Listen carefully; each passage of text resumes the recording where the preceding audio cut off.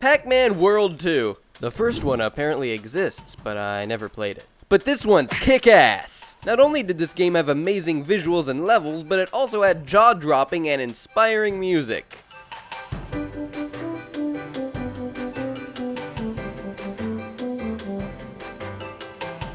For real, the music in this game is fantastic. It has to be one of the most notable parts of the game. But you know what's crazy? You're playing as Pac-Man. Fucking Pac-Man! Like, you go from this to this! Anyway, while there were games in between, the transition from 2D Waka Waka Waka Pac-Man into 3D Pac-Man is a crazy one. He started out as more of a symbol, you know, the yellow-looking pizza guy who you made eat dots. Tiny white dots. But now he's like a mascot, red boots and everything. Cause, you know, that's a prerequisite to being a mascot. Mario doesn't qualify. Again, I haven't played the first game in the Pac-Man World series, so I can't compare this installment to it.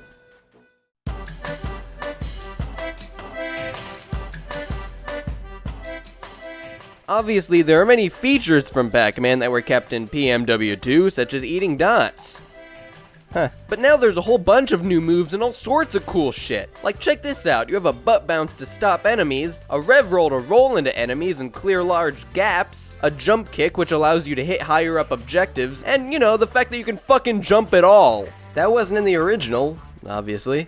Be kinda game breaking. I also love Pac-Man's design in this game. Looking spiffy as fuck. So this game has a lot going for it. This is one of those great games. Actually, I don't want to say that. This is one of those games from my childhood that had an amazing instruction manual. I remember pouring through this bad boy before I'd play it. It was an awesome way to get hyped for the game. You could read about the enemies you'd encounter, look at the people who would help you through your adventure. It was awesome! Every time I'd borrow the game from a friend, I would have to hold back my excitement for playing it by reading this manual. Every word in it got me excited for one reason or another. You can even read about all the differing levels the game has to offer. You start off in Pac-Village where you begin your adventure. You learn the mechanics and get a feel for controlling Pac-Man.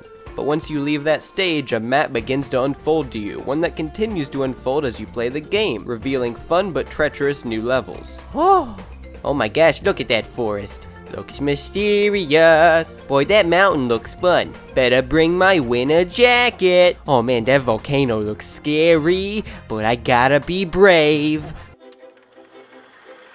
Today on Pac-Man World 2, the four ghosts, Inky, Blinky, Pinky, and Clyde, steal the golden fruit from this tree in Pac-Village, which lets loose an ancient evil. Sonny, you better look out. Parents, hold your children. Husbands, grab your wives. I'm getting the hell out of this country. Fuck this.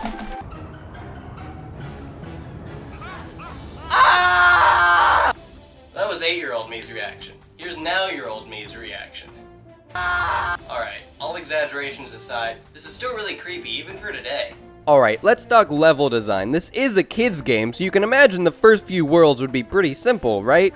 Wrong! More like the first world is pretty simple. After every world, there's a boss. You play through the first few levels, nothing too crazy. Except for this huge bear, what the fuck? More on him later. But you get a taste for the game's mechanics, all nicely laid out for you to learn, and then are thrown at a boss. And it's not that hard. But then the next world starts up. Oh my god, you see that? You see that up in the sky? What's that? Is this Superman? No! That's this game's learning curve. Now, that's how it was as a kid. I won't lie. Now, I don't have too much trouble with it. At some points in time, I even thought of it as too easy. But I remember these courses giving me hell. Another thing worth noting, though, is that this game is fair. Like, look at this. I was trying to get that melon off the top of the arcade sign, but I went too fast, and I paid the price for it by falling off the roof. There are a few parts that aren't because of unfair camera angles, but for the majority of the game, it's completely your fault when you die or mess up. Unless it's that before-mentioned 5% of the time when it's not. Oh, what the fuck, man? Not only is Bedouin Woods, that's the name of the first Treetops level, by the way, my favorite level in the entire game, it's also hard as shit as a kid. So throw this game at your kids on Christmas morning, say, beat it, you little shit, and watch as they cry themselves to sleep after getting their first game over on this level. The overall level design of this game is fantastic. There are a few exceptions. What the hell do I do? But other than a couple of those, these levels present just enough challenge for both young and old players. Remember how I said I'd get back to that giant bear? Well, including it is pretty good level design because younger players will tend to avoid it, while more experienced players will attempt to conquer it. It allows for both parties to have an enjoyable experience. I always forget that rev rolling is a thing. Or maybe I'm just bad at video games. Huh. I'll give this game's level design 9 Pac-Dots out of A. It means it's good.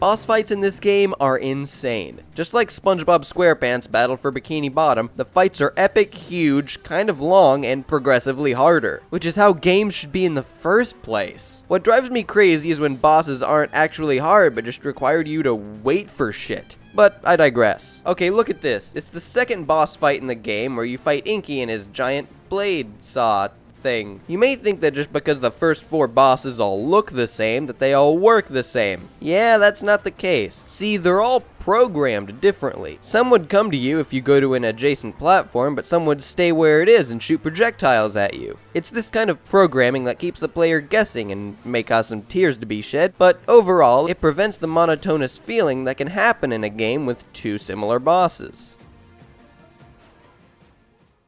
So check this out. Pac-Man gets pelted with snowballs while Namco plays unfitting music.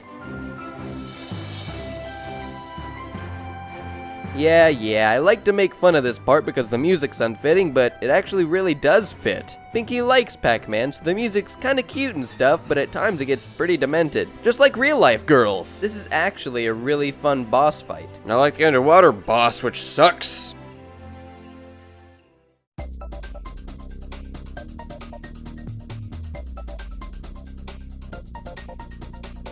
Okay, so they're underwater levels, and they're pretty cool, unlike their boss. They control kinda weird, but hey, they're different and fun to look at. Then you get to the Pac sub level, it's a little harder. And then you fight the underwater giant ghost sub, because that's a thing. Basically, it's just a giant clusterfuck of being attacked by smaller subs, shooting at the giant sub like crazy, and dodging undodgeable obstacles. Not really a butt ton of fun. Now that I think of it, there are a bunch of unique levels in this game. My favorite's probably the snow-themed ice skating stage, Blade Mountain. It's honestly really fun and has to be one of my favorite levels.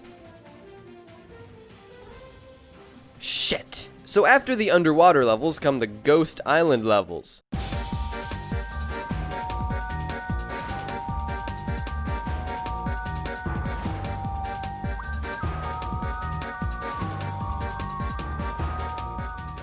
These levels are really creepy and just awesome. They really set the tone for the last part of the game, aka really challenging. But in all seriousness, they really get you pumped for the final battle with Spooky.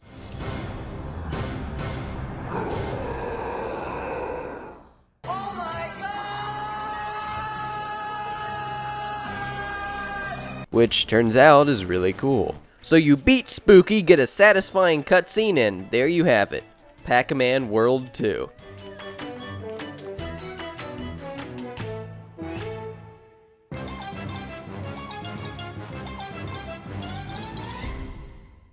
So that's the game.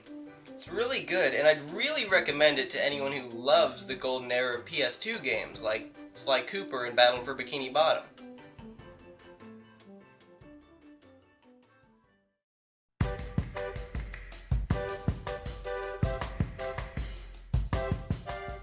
Thank you so much for watching my 1-year anniversary video. Been planning this one for quite a while. Anyway, some more of my videos are here to check out. Thank you so much to the 200 plus people who have subscribed so far, and thank you to all my friends for all the support. I'm really looking forward to another amazing year. Thank you for watching.